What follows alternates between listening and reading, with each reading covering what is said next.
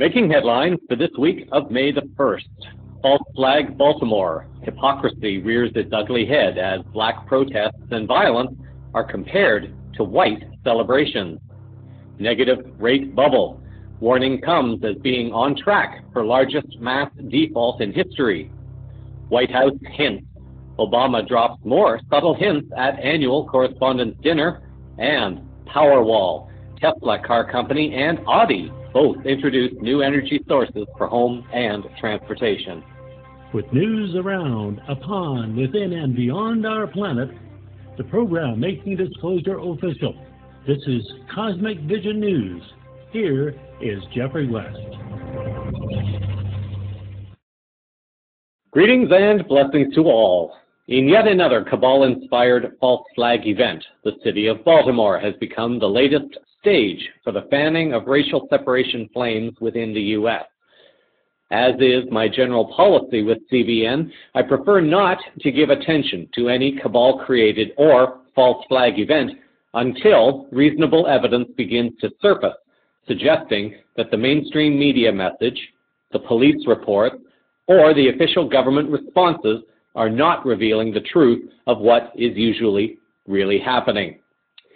RT summarized the original event sparking the protests in Baltimore in an article on April 30th, writing that Freddie Gray was arrested by Baltimore police on April 12th for the possession of a switchblade, according to the charging document. Gray allegedly fled unprovoked upon noticing police presence, Officer Garrett Miller wrote in the document. The defendant was apprehended in the 1700 block of Pressbury Street after a brief foot chase. This officer noticed the knife clipped to the side of his front right pants pocket.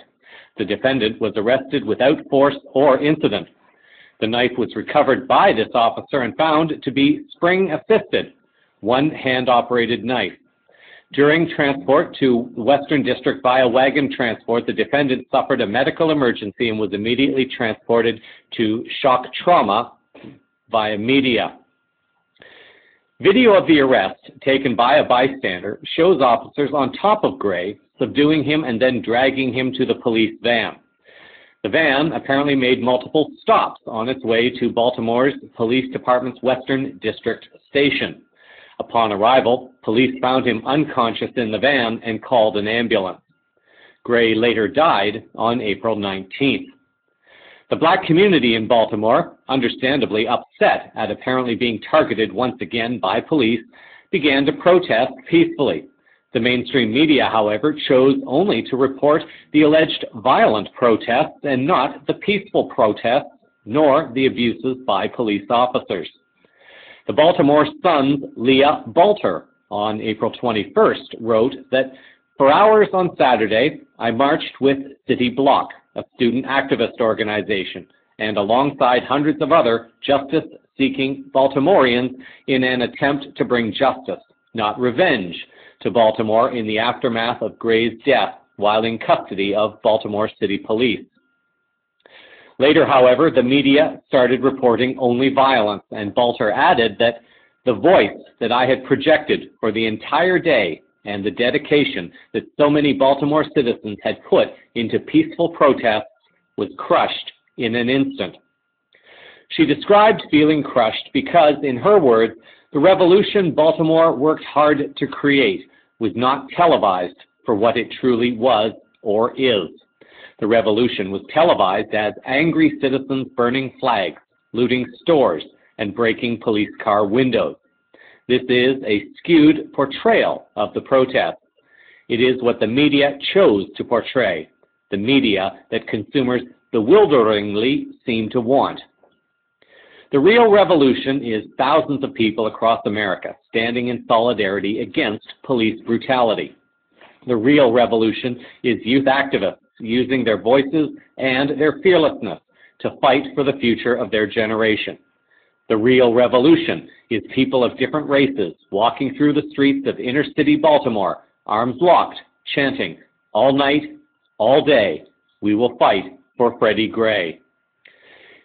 A.J. Woodson, writing for blackchester.com on April 27th, offered that as you read most of the nationwide coverage, the various news media and websites do admit that most of the protesters were peaceful, as you read further down their stories, despite the attention-grabbing headlines that speak only of violence, destruction, and criminal mischief of a few.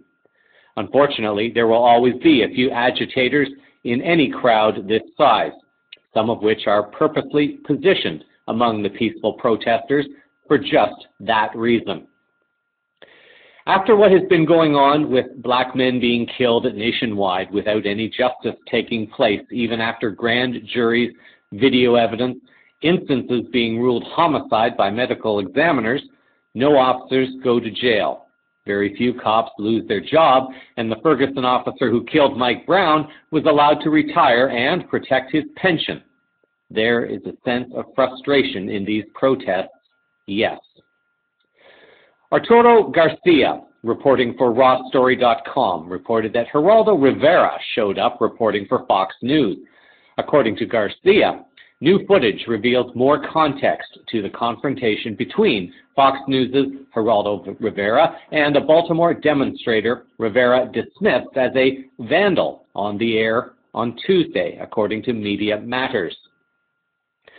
I want you and Fox News to get out of Baltimore City, the unidentified man tells Rivera. You are not here reporting about the boarded-up homes and the homeless people under MLK Boulevard. You're not reporting about the poverty levels up and down North Avenue. The man then accused Rivera of ignoring the city when the 300-men march activist group marched peacefully down the same avenue. But you're here for the black riots that happened, he continued. You're not here for the death of Freddie Gray. CNN also attempted to paint only the violence in its broadcast. An article appearing on the Crooks and Liars website on April 28 reported that CNN host Wolf Blitzer seemed determined to make the focus of his Tuesday interview with DeRay McKesson about the amount of trouble protesters had caused in Baltimore, but the community organizer managed to turn the tables on the veteran journalist. Blitzer was attempting to focus on the violence, and McKesson stood by the points he was trying to make. The video of this interaction appears on the web link for that story. The Atlantic Black Star reported on Fox News approaching a Baltimore City councilor being challenged by Fox News. The reporter also wanted to focus on the violence, but the councilor maintained his ground also, that the mainstream media is missing the real story taking place. I ran out of time to prepare the audio clip of this, and I do apologize, but I will explain shortly why this happened. An article appearing on the Occupy Democrats website covers a confrontation between a protester and a reporter for MSNBC. The article starts with the question the reporter asks, what type of message do you think it sends to the world when we're waiting on that justice and due process from the police investigation that we see residents last night looting and rioting in the city? Does that represent the population of this city? Asks the reporter in a shameless attempt to get a citizen to speak ill of the protesters for propaganda purposes. She turns the question right on its head and snaps back. My question to you is, when we were protesting all last week for 6 days straight, there were no cameras, there were no news cameras, there were no helicopters, there was no riot gear, and nobody heard us. But now that we're burning down buildings and setting businesses on fire and loot a building, now all of a sudden everyone wants to hear us. Why does it take a catastrophe like this for America to hear us? Sam Jones and Jenna McLaughlin, writing for MotherJones.com, reported that the riots did not start the way many believe they started. They reported that police showed up near a school in riot gear in the mid-afternoon. They write that several eyewitnesses in the area that afternoon say that police seemed to arrive at Mondawin Mall anticipating mobs and violence prior to any looting. At 3:01 p.m., the Baltimore Police Department posted on its Facebook page, there is a group of juveniles in the area of Mondawin Mall. Expect traffic delays in the area. But many of the kids, according to eyewitnesses, were stuck there because of police actions. Around 3:30, the police reported that juveniles had begun to throw bottles and bricks. 15 minutes later, the police department noted that one of its officers had been injured. After that, the violence escalated, and rioters started looting the Mondawmin Mall, and Baltimore was in for a long night of trouble and violence. But as the event is reviewed and investigated, an important question warrants attention. What might have happened had the police not prevented students from leaving the area? Did the department's own actions increase the chances of conflict? In late developments to the story before news time, video evidence has surfaced showing that the police officers involved in the transportation of Gray apparently laughing and celebrating while mocking Gray at police headquarters. It is believed that Gray had been beaten on at least one of the stops between the scene where Gray was arrested and police headquarters.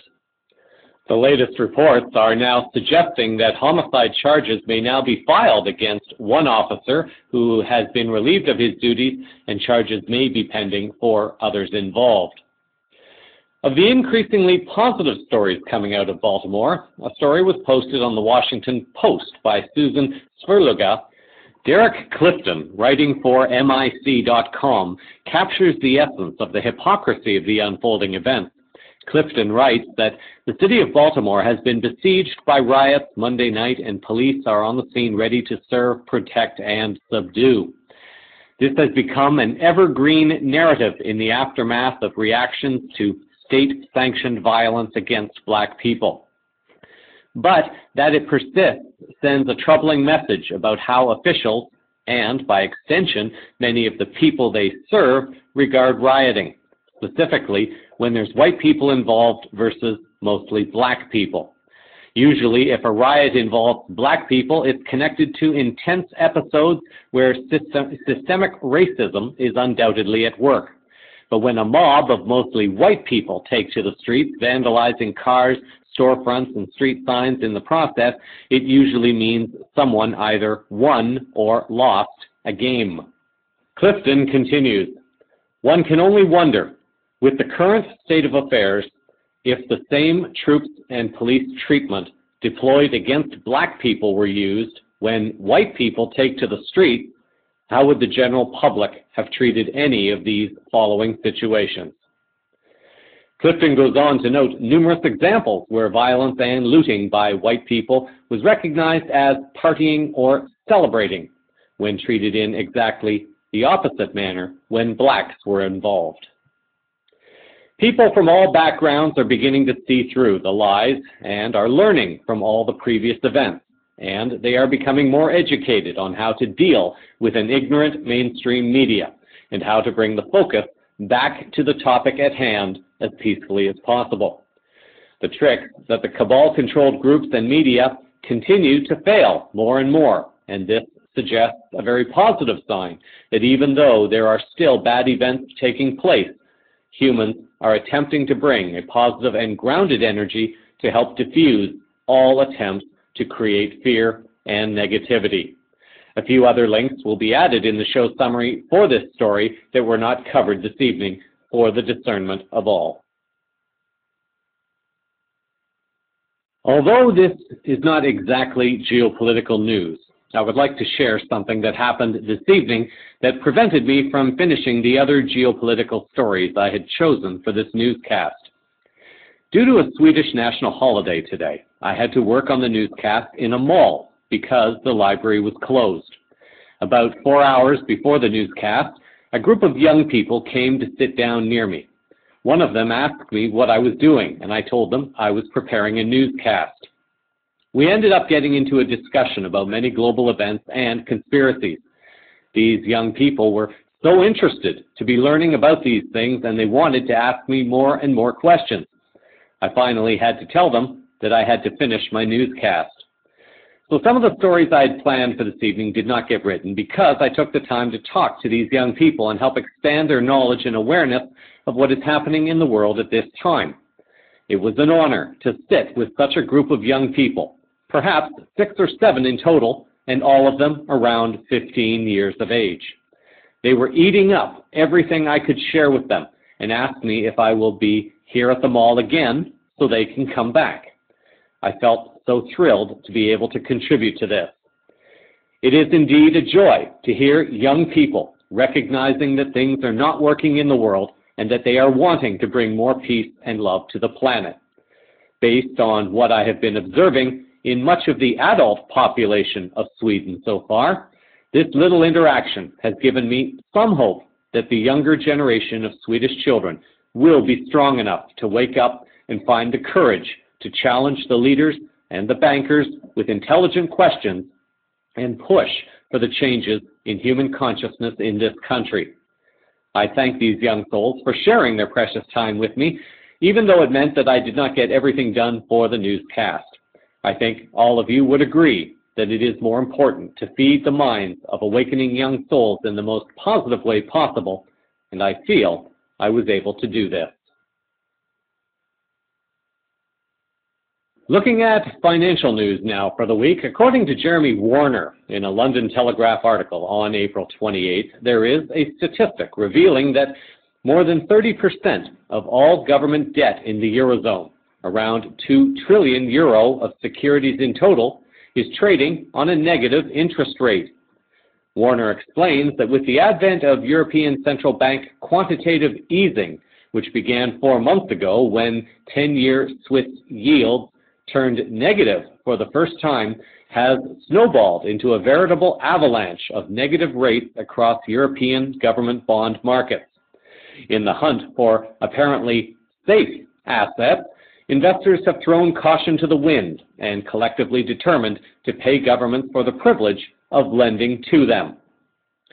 The article notes one investment bank, Jefferies, as estimating that approximately 70% of all German debt, 50% of French debt, and as much as 17% of Spanish debt now trade on a negative yield.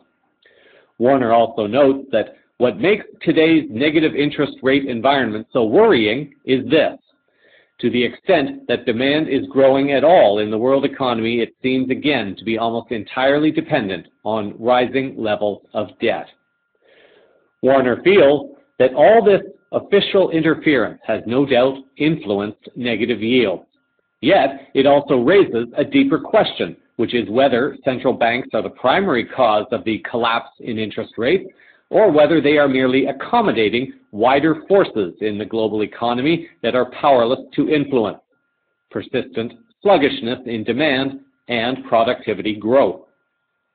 What cause and what effect? In a speech last year, Ben Broadbent, Deputy Governor of the Bank of England, argued cogently that central banks are merely responding to these deeper forces. The natural or equilibrium rate of interest required to keep growth and inflation at a particular level is simply a lot lower than it used to be, he insisted. To judge by the market, it may even have turned negative. Warner closes in noting that nobody can tell you when that moment will arrive. We live in an extend and pretend world in which economies pathetically fight between themselves for any scraps of demand. One burst of money printing is met by another in an ultimately futile zero-sum game of competitive currency devaluation. As if on cue, along comes another soft patch in Britain's economic recovery, with first quarter growth quite a bit weaker than expected. Both Keynesian and monetary economics seem to be in some kind of end game. What comes next is anyone's guess. Some of the latest news on gold and the basket currency known as special drawing rights, or SDRs, is coming from Alistair MacLeod in an article posted on the Silver Doctor's website. According to MacLeod, last Monday there was a meeting in Washington hosted by the official Monetary and Financial Institutions Forum, also known as OMFIF, to discuss the future relationship, if any, of gold with the special drawing rights, SDR.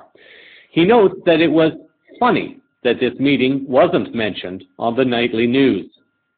He continues by adding that also on the agenda was the inclusion of the Chinese renminbi, which seems certain to be included in the SDR basket in this year's revision, assuming that the United States doesn't try to block it. This is not the first time the subject has come up. The chairman of the OMFIF, Lord Desai, wrote a paper about it after the last Washington meeting on gold and the SDR exactly 4 years ago. The inclusion of the renminbi in the SDR was rejected in 2010 because of inadequate liquidity and is due to be reconsidered this year. CVN has reported previously comments made by IMF Managing Director Christine Lagarde indicating that China's inclusion in the global basket of currencies was to be reviewed this year. McLeod notes that the Chinese government has almost certainly accumulated large amounts of gold yet to be included in her reserves, and she has also encouraged her citizens to own gold as well. We can therefore be certain that China sees a monetary role for gold, while at the same time she is pushing for the renminbi to be included in the SDR basket. There is no doubt, if you read the IMF papers from the last SDR review in 2010, that the renminbi does now fulfill the criteria for inclusion today.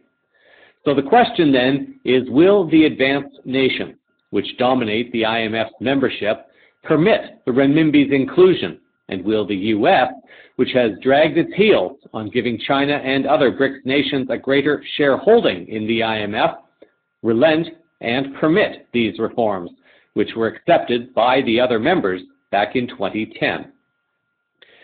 The Americans' blocking of reform signals her desire to preserve the dollar's hegemony, but given she lost out spectacularly over the creation of the Asian Infrastructure Investment Bank, IMF reform could become the next serious threat to the dollar's dominance.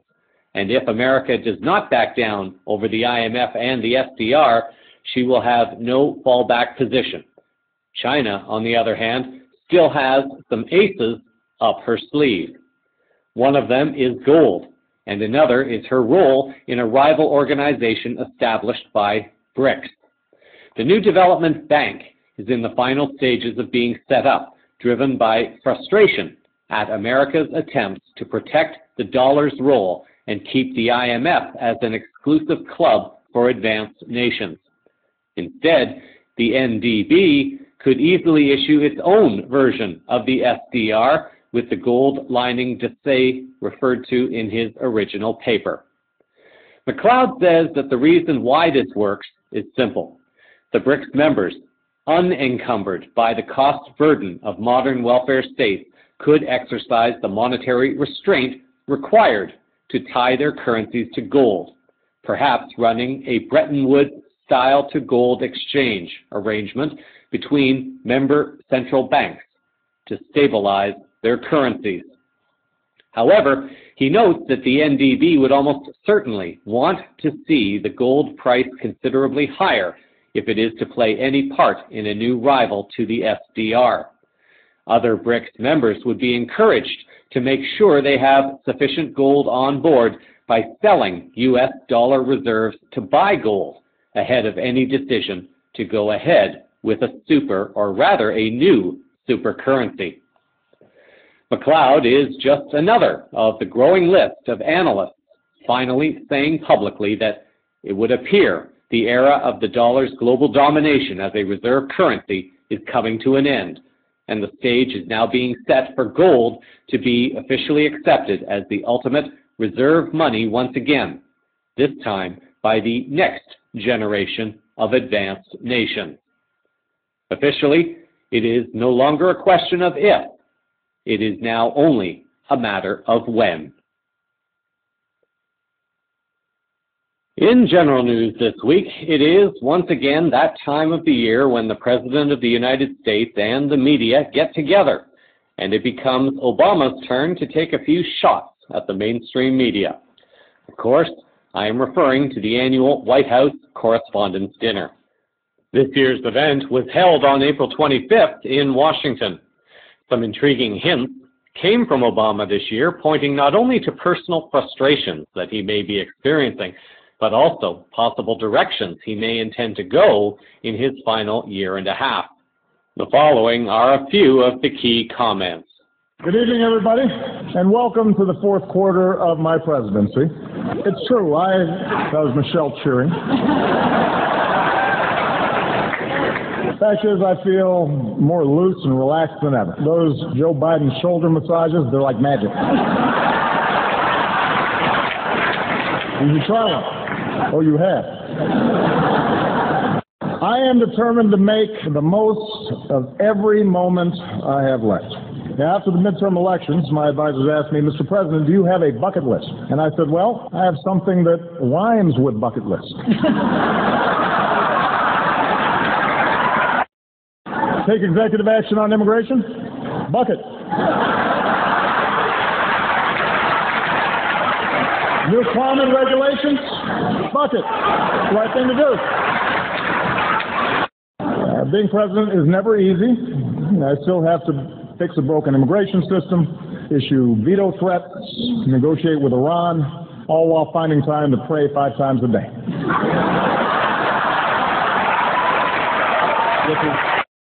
It's no wonder that people keep pointing out how the presidency has aged me. I look so old, John Boehner's already invited Netanyahu to speak at my funeral.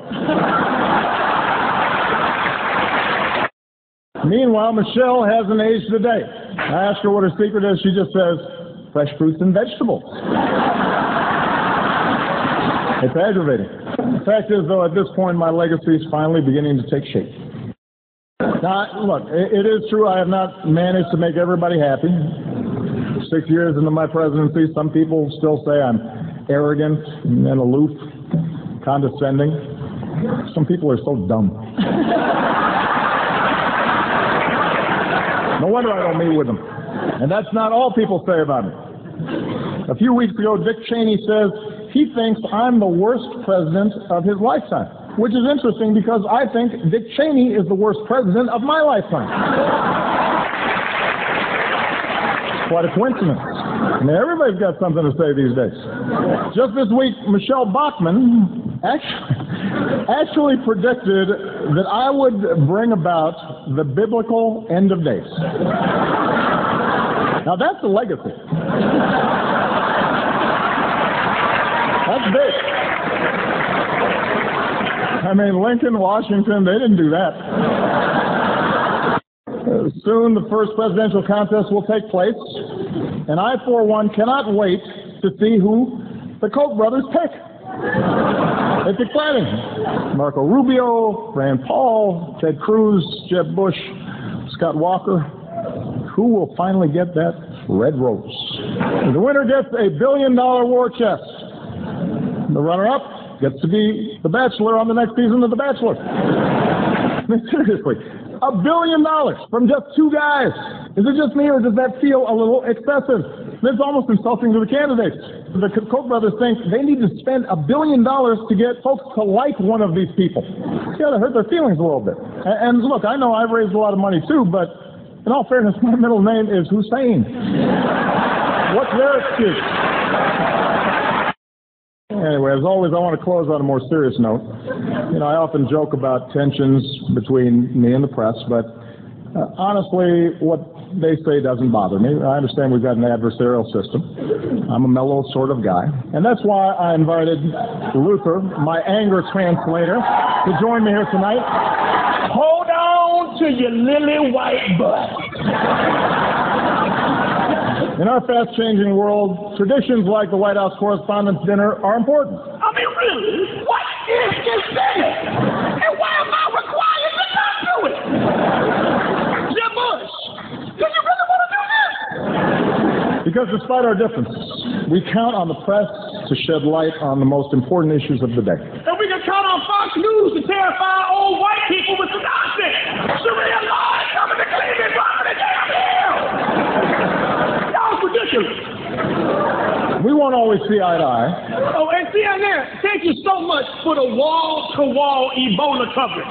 For 2 whole weeks, we were one step away from The Walking Dead. And then y'all got up and just moved on to the next day. That was our awesome. Oh, and by the way, just if you didn't notice, you don't have Ebola. But I still deeply appreciate the work that you do. Y'all remember when I had that big old hole in the bottom of the Gulf of Mexico, and then I plugged it? Remember that? Which Obama's Katrina was that one? Was that 19 or what was it 20? Because I can't remember. The nonstop focus on billionaire donors creates real problems for our democracy. And that's why we're running for a third term. No, we're not. We're not? No. Who the hell said that? But we do need to stay focused on some big challenges, like climate change. Hey, listen, y'all, if you haven't noticed, California is bone dry. It looks like a trailer for the new Mad Max movie up in there. Y'all think that Bradley Cooper came here because he wants to talk to Chuck Todd? He needed a glass of water.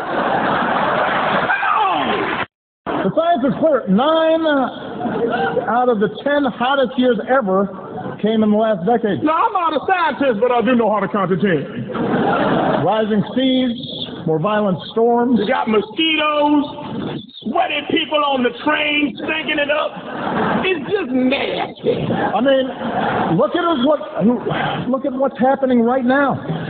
Every serious scientist says we need to act. The Pentagon says it's a national security risk. Miami floods on a sunny day, and instead of doing anything about it, we've got elected officials throwing snowballs in the Senate. Okay, I think I got it, bro. It is crazy. What about our kids? What kind of stupid, short-sighted, irresponsible bull? Whoa! Hey! What? Okay, no, hey! What? All due respect, sir, you don't need an anger translator. You need counseling. You know, I'm out of here, man. I ain't trying to get into all this. Go. Luther, my anger translator, ladies and gentlemen. Now that I got that off my chest, investigative journalism, explanatory journalism, journalism that exposes corruption, injustice, and gives voice to the different and the marginalized, the voiceless. That's power. It's a privilege. I raise a glass to them and all of you with the words of the American foreign correspondent Dorothy Thompson. It is not the fact of liberty, but the way in which liberty is exercised that ultimately determines whether liberty itself survives. One other key comment came from host Cecily Strong, directed at Obama, and that is coming up next. In disclosure-related news for this week, we heard earlier some of the comments and frustrations being hinted at by Obama. He also offered hints that there may be some more direct actions he might pursue as he finishes up his term in office. The comments at the Correspondents' Dinner, through humor, outlined to those who were able to read between the lines what he is feeling and dealing with. Several months ago, CVN reported on comments made by John Podesta, one of Obama's former senior advisors, stating that his top regret upon finishing his post was that he was, once again, unable to secure the release of files relating to the disclosure of our galactic families. More recently, Obama, making disclosure revelations through humor, came on the Jimmy Kimmel Show. An article on the Correspondents' Dinner, written by Michael Sala on the exopolitics.org website on April 27th, reviews the comments made by Obama while visiting Kimmel. Sala writes that on March 12th, Obama revealed on Jimmy Kimmel Live that his and previous presidential administrations have been prevented from releasing the truth about extraterrestrial life and technology. In response to Kimmel's question about how he would seek to gain access to UFO files and Area 51 if he were president, President Obama claimed, "The aliens won't let it happen. You'd reveal all their secrets. They exercise strict control over us." When Kimmel protested that President Clinton said he had looked into Area 51 and found nothing, Obama replied, "That's what we're instructed to say." Obama's comments were widely dismissed as a joke by the mainstream media. But Ben Hansen, a former FBI special agent, however, conducted a forensic analysis of Obama's body language and speech and concluded that he was showing great stress in revealing some uncomfortable truths. Sala noted in his article that, not surprisingly, there was a remark during the White House Correspondents' Dinner reminding the audience about Obama's March 12th appearance on Jimmy Kimmel Live. Cecily Strong, the comedian who followed Obama with another humor-filled speech before the assembled press corps, said, Mr. President, thank you so much for taking time away from being on Jimmy Kimmel to be here. Sala asked, was Strong simply making a wry comment about the time Obama spent covering a wide range of topics in his Jimmy Kimmel Live appearance, or was she tipping off the audience that such appearances are when Obama humorously reveals his true position on important issues? Her remark was likely coordinated with Obama speechwriters who knew what she would say, or even perhaps asked her to insert the remark to allude to the policy significance of his appearance. Earlier, we heard Obama declare his determination to make the most of his time remaining in office. Sala closes his article with a speculative prediction, noting that Podesta's UFO tweet and Obama's alien comments on Jimmy Kimmel Live, combined with the president's April 24th speech, signal that Obama is contemplating an executive order that facilitates disclosure of classified UFO files concerning extraterrestrial life and technology. It will be worth paying closer attention to information coming more from Obama directly and not necessarily information coming from just the White House or White House administration. It will also be worth paying closer attention to any future appearances Obama makes on late-night shows as he attempts to further hint his future intentions and ideas. Over to tech news now, and the mysterious announcement that has been anticipated by many since the beginning of April has now been released. An article by Matthew DeBoard on May the 1st on the Business Insider UK website revealed that late Thursday night in Los Angeles, Tesla announced Tesla Energy, described by the company in a statement as a suite of batteries for homes, businesses, and utilities, fostering a clean energy ecosystem and helping wean the world off of fossil fuels. The statement continued, Tesla is not just an automotive company, it's an energy innovation company. Tesla Energy is a critical step in this mission to enable zero-emission power generation. In making the announcement from the company's design studio in California, Musk also noted how the current batteries for storing energy, in his words, suck. But he affirmed that this new product line of batteries will definitely not suck. The article continues, the home battery, called the Power Wall, is intended to store solar energy and enable customers to bank grid electricity from non-peak periods and use it during peak times, saving money. It looks like a beautiful piece of sculpture, Musk said. You can order it now. It's wall-mounted and it comes in different colors. The Power Wall consists of Tesla's lithium-ion battery pack, liquid thermal control system, and software that receives dispatch commands from a solar inverter. The unit mounts seamlessly on a wall and is integrated with the local grid to harness excess power and give customers the flexibility to draw energy from their own reserve. Micheline Maynard, writing for Forbes Business Magazine, writes in her article that Powerwall offers three primary benefits. Load shifting. The battery can provide financial savings by charging during low-rate periods when demand for electricity is lower, and discharging during more expensive rate periods when electricity demand is higher. Number two, consumption of solar power. Tesla says the battery can store surplus solar energy not used at the time it is generated and use that energy later when the sun is not shining. And three, backup power. This gives users power in the event of an outage. A CBC article in Canada added that this innovation could move the world toward a future where power is generated where we need it and where we use it, says Warren Mabey, director of the Queen's Institute for Energy and Environmental Policy. This is the shift away from very large, centrally operated plants towards everybody owning their own little power grid or part of a small power grid in a condo building, Maybe says. In this system, centralized power generation becomes more of a backup rather than a driver, he says. The Forbes article writes that the power wall is the thing that's needed. The 10 kilowatt version will sell for $3,500, while a smaller one will sell for $3,000. They will go on sale in September, and the price does not include an inverter or the installation. Coming back to the CBC article, Warren Mabey continues, adding that each year solar panels become better and cheaper. Solar panels are getting close to their grid parity moment, when the cost of generating solar power is the same or cheaper than buying energy off the grid.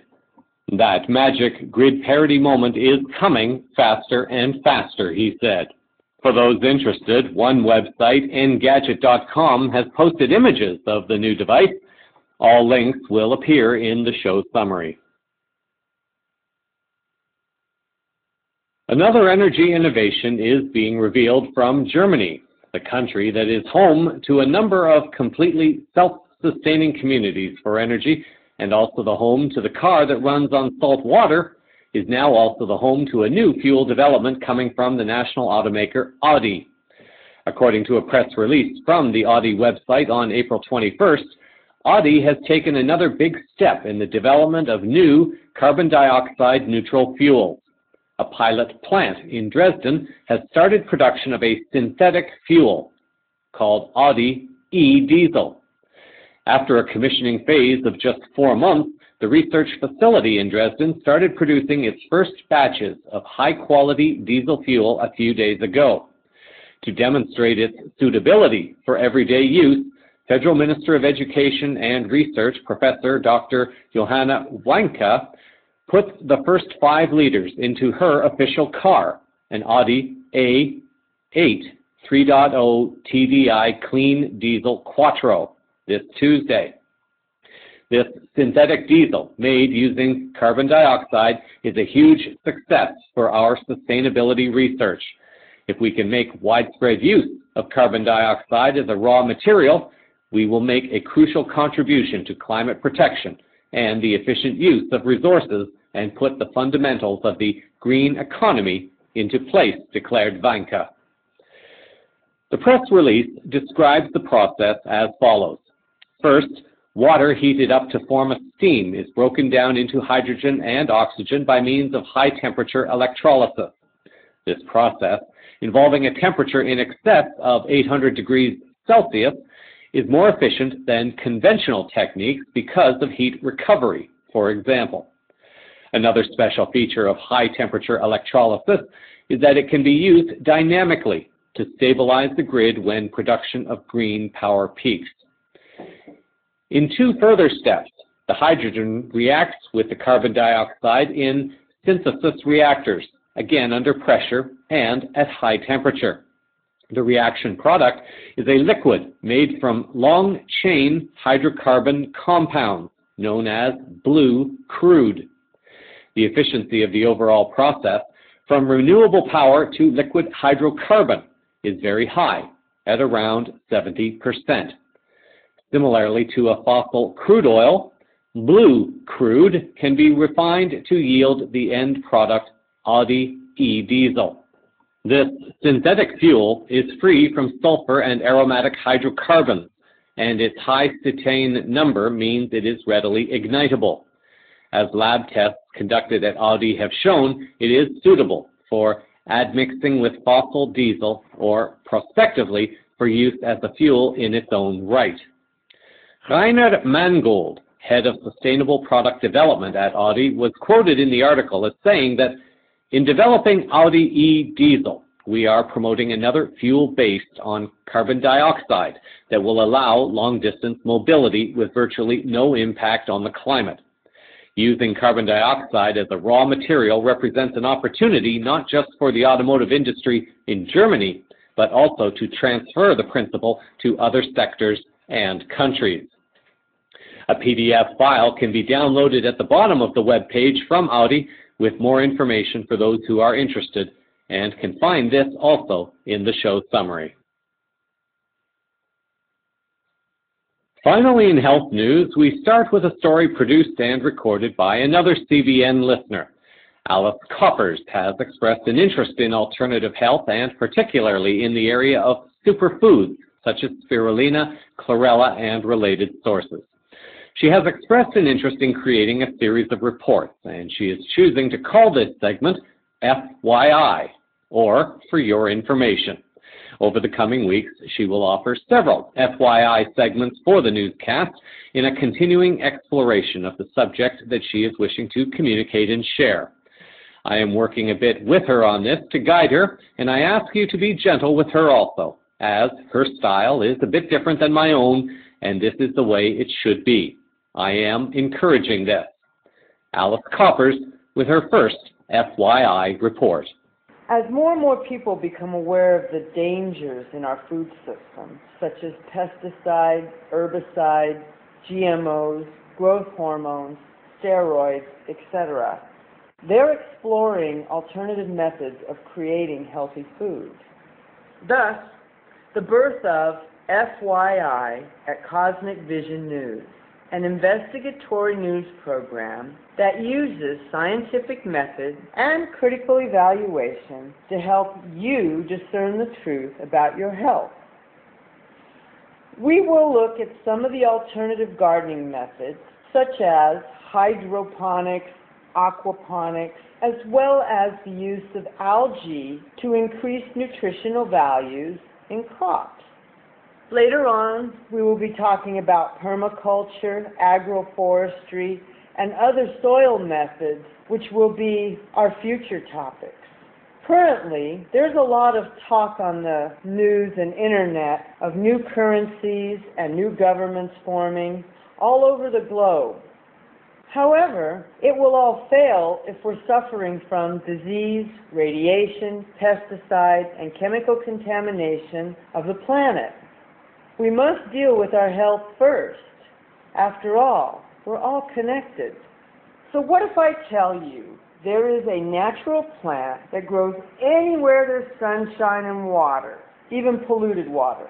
What has every vitamin, mineral, amino acid, protein, mineral, polysaccharide, phytonutrient required by our cells for energy to happen inside the body? What did NASA use to grow food and fuel since the 1960s in their space program? What can detox the body from heavy metals, such as mercury? Algae. As our planet formed and oceans subsided, land began to rise. Science tells us algae may have been the first thing that crawled up out of the water onto the rocks, because blue-green algae has every known nutrient. Science feels that it nourished the plant life first, and then later on animal life, and then much later mammals, including humans. The fish and crustaceans eat algae and are very high in omega-3. Algae has between 60 and 70% pure, digestible protein. Beef is 22% and very difficult on the digestive system, according to Dr. Young, 2014.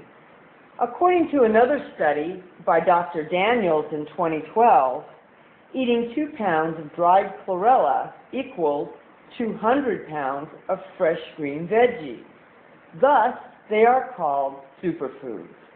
These superfoods have the highest nutritional density of any food on the planet.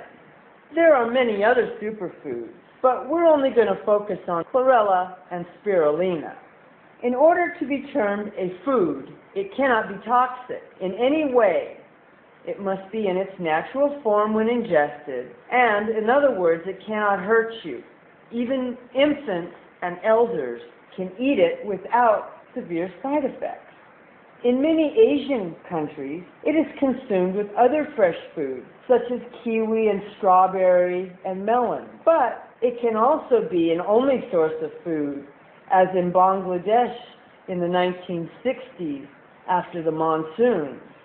Today, bodybuilders and weightlifters like it because it builds strong muscles and bones. Plus, it generates a great amount of energy. You feel like doing a lot of things when your energy levels are optimized. Also, in the equation of reasons to cultivate our own food are cost and waste. If you figure in the cost of labor to pick and to process, plus package, additives, preservatives, and then transport, it's very easy to see why grocery stores charge so much for a little package of food. If you grow your own algae in a 40-gallon aquarium in your apartment window, you could potentially feed 4 people. Blue-green algae is also used as a soil enrichment after a drought or disaster. And this writer did research using algae for the treatment of pine beetle, which destroys forests up here in the Pacific Northwest. NASA has used blue-green algae as a food for the astronauts since the 1960s. NASA has also used yellow and brown algae for making fuel. Currently, Scripps, UCSD, and the School of Oceanography have algae fuel production programs in the Mojave Desert. They have had a 17-year contract to supply the U.S. Navy with algae, aircraft, and diesel fuel to the sum of $17 million in 2014. Making fuel from yellow and brown algae into diesel or aircraft fuel uses polluted waters and land not suitable for any farming. Wastewater treatment plants can use algae to make fuel from polluted water. It doesn't require any refining to make algae diesel fuel, as it only uses 2 catalysts, and these catalysts can be added later after delivery. Thus, the algae would not be flammable in transport. If we adopted algae as a food supplement, people would lose weight just as bodybuilders do. Bodybuilders are tested and cannot use drugs, surgery, or steroids, or they are not allowed to compete. They must use everything that is natural. Thus, they are very high advocates for chlorella and spirulina, as it brings their body weight down to a 10 to 15% fat level. It only makes sense that when our brains and bodies have everything they need to thrive, that we will not be hungry. And when we are not hungry, we do not have to think about survival, and we can think about how to help our planet and to fix the damage. Thus, I come to the part of the critical evaluation. I'm going to include a list of 10 things that I want people to look at before they email me with research that disagrees. It is very necessary for them to look at some of these questions and critically evaluate the item, book, or article that they have found. I hope to attach my rules for debate, and I encourage everyone to read everything, not just my research, but their research, and to share any good research on the same topics with all of us, because if our research is in disagreement, we need to find out why. One of the galactic goals of the new Federation is not to be afraid of looking at both sides of the question. For my next program, the topic will be Superfood Number 1, chlorella. How, why, what, when, and where. We're going to explore chlorella, and we're going to answer questions. Thank you very much for listening. Be safe. The 10 critical evaluation criteria mentioned by Alice will appear in the show summary, as will her reference sources for your own critical discernment. Copper's next segment of FYI is expected to be ready for next week. Navigating the waves of change and the shifts in consciousness can be challenging even for the best among us who are progressing in one's uniquely different yet equally beautiful journey at this time. An undated article appearing on the Power of Positivity website may offer some guidelines and milestones to assist some who are at a specific step in their own process. This article focuses on the guideposts for emotional health and intelligence. Many have heard of the term IQ, which refers to the intelligence quotient of an individual. There is also EQ, that refers to the emotional quotient, or perhaps the emotional intelligence of an individual. As many struggle with their awakening process and begin to go through the process of what is happening, not only in our world, but also within one's physical body, there are perhaps guideposts or milestones that one may use to determine how one is progressing through various stages of awakening and transformation. According to this article, emotional intelligence, or EQ, is simply the keen ability to perceive, control, and evaluate the emotions of yourself and those around you. Some experts believe that a person's EQ outweighs their IQ in terms of their success and how they fare in social relationships. While it is still debatable whether emotional intelligence can be learned or if it's an inborn characteristic, people with high emotional awareness generally avoid the following actions and behaviors. Number one, they don't let their feelings go unchecked. According to psychologist and author Daniel Goleman, one of the pioneers of emotional intelligence, self-awareness is one of the 5 main attributes of those with high EQ. Essentially, emotionally intelligent people have a high level of mindfulness about their emotions and feelings and possess a deep understanding of how these feelings affect them and the people around them. They don't allow their emotions to get out of hand, and they don't ever ignore how they feel. They might think more with their heart rather than their head, but this makes them more sensitive to the feelings of themselves and others. Number 2, they don't dismiss other people's feelings. Empathy, another major characteristic of highly emotionally intelligent people, means that you deeply understand how someone else feels and try to put yourself in their shoes. People with a high EQ don't disregard how others feel. On the contrary, they actually want to decode the feelings of others because they have such compassion for them. They can even read people's emotions on their face and gather information about their emotions based on body language. They can anticipate other people's needs and are highly perceptive. Number 3, they don't allow others to control their emotions. People with a high EQ, while very sensitive, aim to maintain control of their feelings at all times, no matter what other people may say to them. They don't let other people rain on their parade. They celebrate life and keep a positive attitude, even if they are celebrating alone. Emotionally strong individuals have a resiliency about them and bounce back quickly from rejection, betrayal, and other forms of negativity. Number 4, they avoid the victim mentality.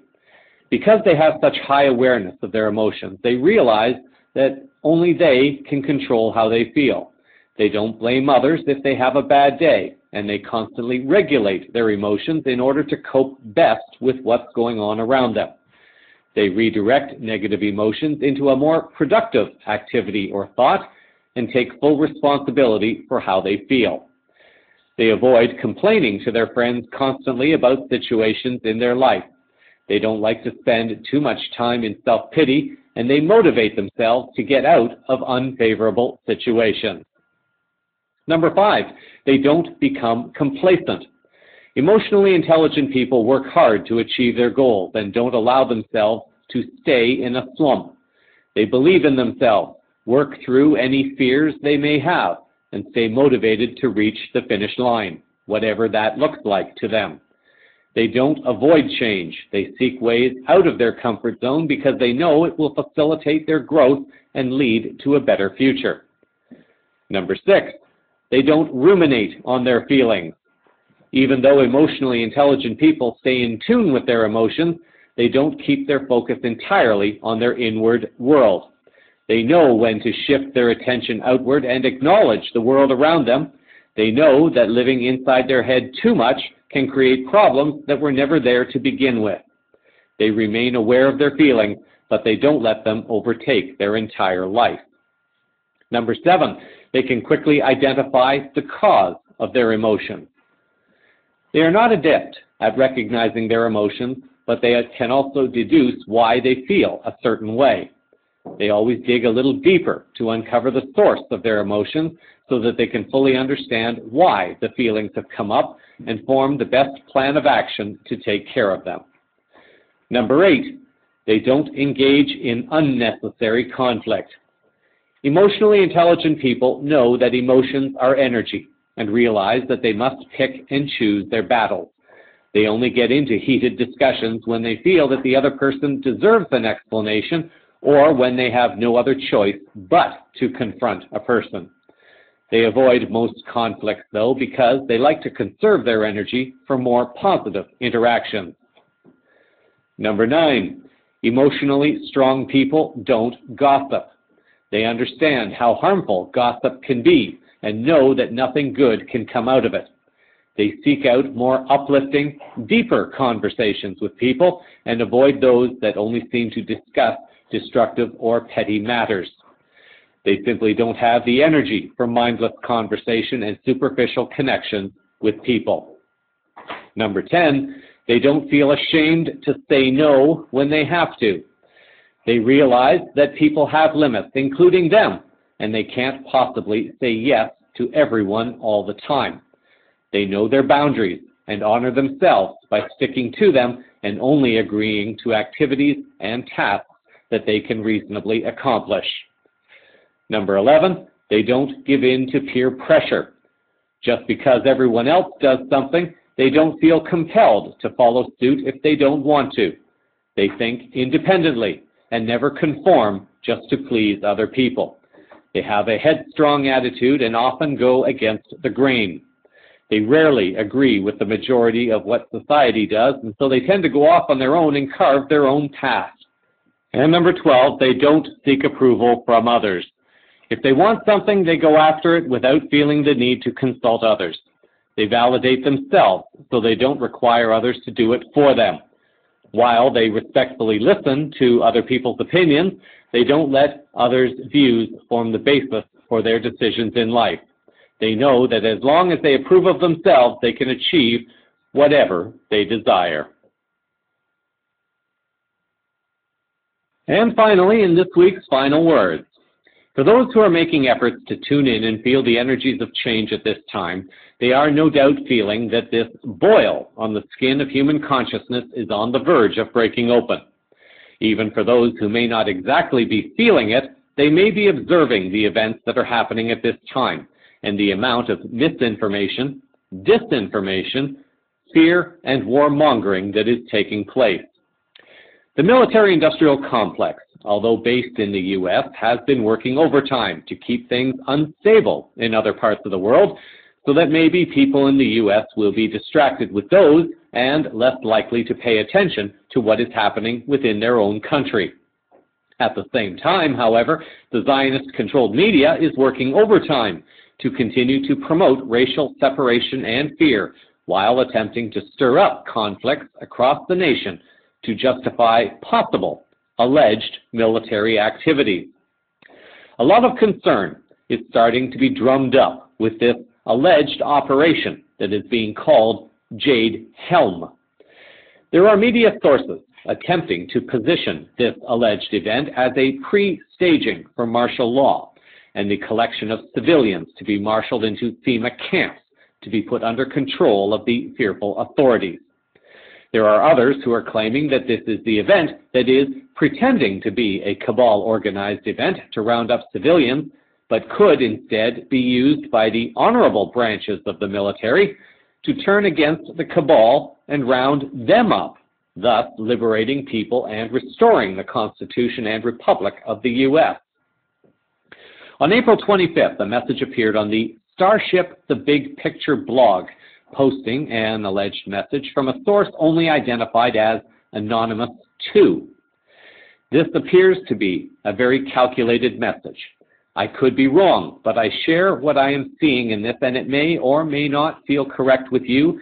Therefore, I do not ask you to accept my observations as truth. The article started by writing that we have been receiving intel from reliable sources inside the American cabal military, actual soldiers in all levels and positions, prompted by their concerns regarding the Jade Hell M15 drill in America. America's soldiers were unaware that they were not serving the American Republic's army, but had been employed by the army of the UN, New World Order, NATO, criminal cabal banksters. They have come to realize that our nation, the United States, does not have a true government or a military. Those in the American military have come to realize that they have been repeatedly lied to by the cabal USA military. They are talking about how they have come to recognize that they are serving the wrong masters, and they are, in fact, committing crimes on behalf of the cabal and not serving America and her people in any form whatsoever.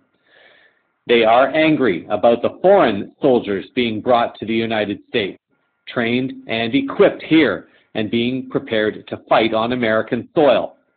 Our troops now understand the United Nations is calling the shots, and they did not join the military to participate in crimes against their own nation as well as against other nations, nor to fight alongside foreign troops now here on America's soil to destroy our nation from within.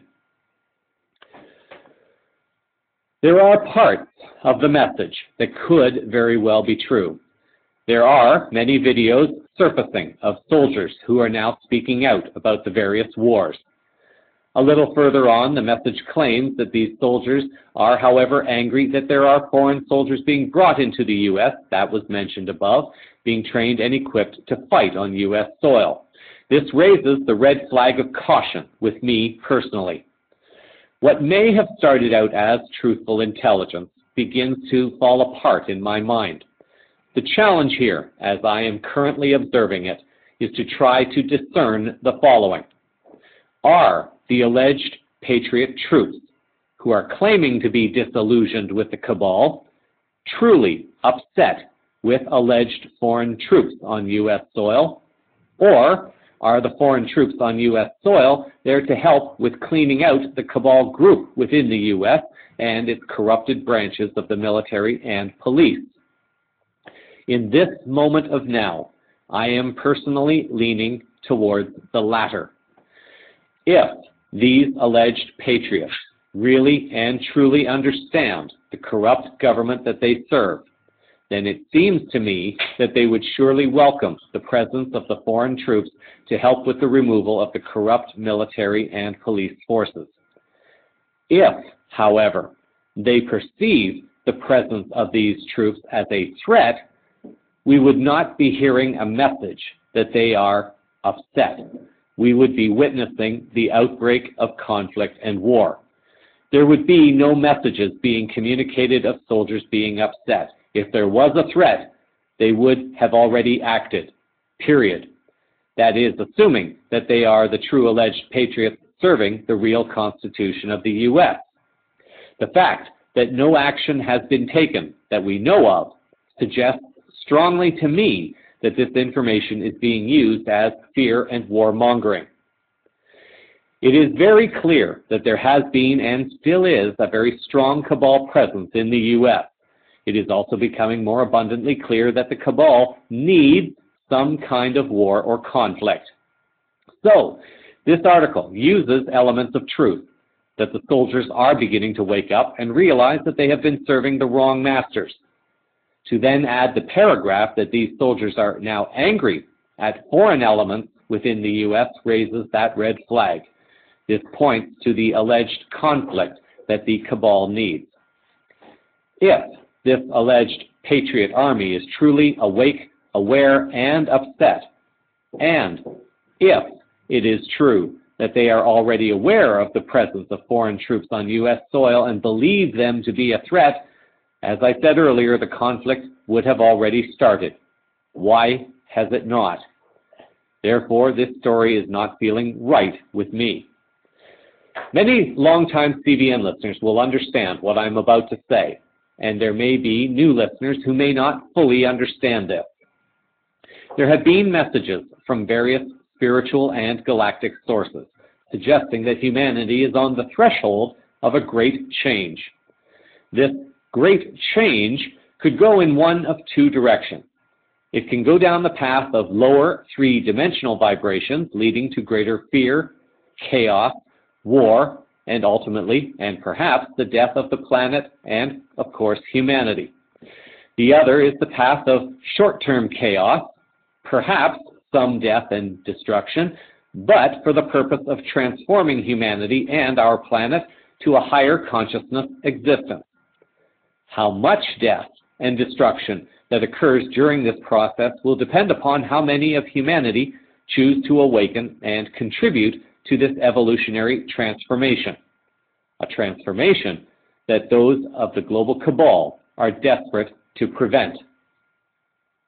A friend described it this way: the coming events will amplify and crystallize our decisions. There are those who will insist on fear, and in their souls are not yet ready to embrace the light. They need more time. Those ready to embrace the light, which is evolution, will do so, and in fact, have already chosen to do so. This friend also stated that we are entering a period of the darkest before the dawn, and humans will face some of their greatest fears, and many will also achieve their greatest accomplishments and service in facing those fears with confidence, gratitude, and love. If you have ever held two magnets close together, with one side being positive and one side being negative, you may notice that as the magnets get closer, they begin to attract, but it is at one key moment where the attraction is so strong, the magnets just snap together. I personally feel that this is one strong possibility for humanity to manifest at this time. We are already moving towards this conclusion. At a specific moment, a sudden leap forward has the potential to be experienced. Where are you in this moment of now? If we continue to put energies into this alleged event as being one of fear and enslavement of humanity, is this really the future that you are choosing to create and experience? I have no doubt there are some among you who will ask, Jeff, how do you know that this is a positive event for humanity? Here is my honest answer. I do not know 100%. However, I do know and feel 100% that humanity has the potential to change the energy of any situation facing our planet to make it better or worse. I choose to believe and have faith that we can make it better. If we also look at all that has been happening on our planet over the last 2 to 5 years especially, if the global cabal was still really and truly in control of the planet, why is it that people all over the world are still able to share information to awaken humanity now more than ever before? If the global cabal still had omnipotent control, I don't think I would have been able to have this newscast after 3 years. I and many others would have been shut down long ago. Yet, there are thousands still courageously sharing their truths. That suggests to me that there is a human force of consciousness that is waging and winning the battle against this global cabal. It is this observation that allows me to question events like the alleged Jade Helm and continue to not give energies of fear to this event. If it is a negative event, the only way we can help minimize it is by not putting more fear and negative energies into it. If it is a positive event, we can help enforce and speed up the change by maintaining positive energies about it. As I see it, one only loses personally and globally by putting negative energies and fear into an event that one has no physical control over. Why go there? Disregard the fear-mongers and warmongers, and I gently suggest to avoid sharing any stories that attempt to portray this negativity. Perhaps next week I'll comment on what appears to be a massive surge in misinformation and offer some perspective of what this surge may be leading up to. Create a wonderfully positive week until our next Moment of Now. So that is a sample of the unfolding higher consciousness news around the world this week. Cosmic Vision News is a part of the Enlight Universal group of programs. Links to stories used in this broadcast are published in the show summary on the blog at cosmicvisionnews.com, on CVN's Facebook and Scene pages, CVN's YouTube channel, and also on Twitter, Google+, and LinkedIn. Thank you for sharing your time with me. I'm Jeffrey West, reminding you that important encounters are planned by the soul long before the physical bodies see each other. Until our next Moment of Now, stay grounded in love, hold the vision of light and peace in your heart, and keep your eyes to the skies. Disclosures unfolding all around you. Namaste.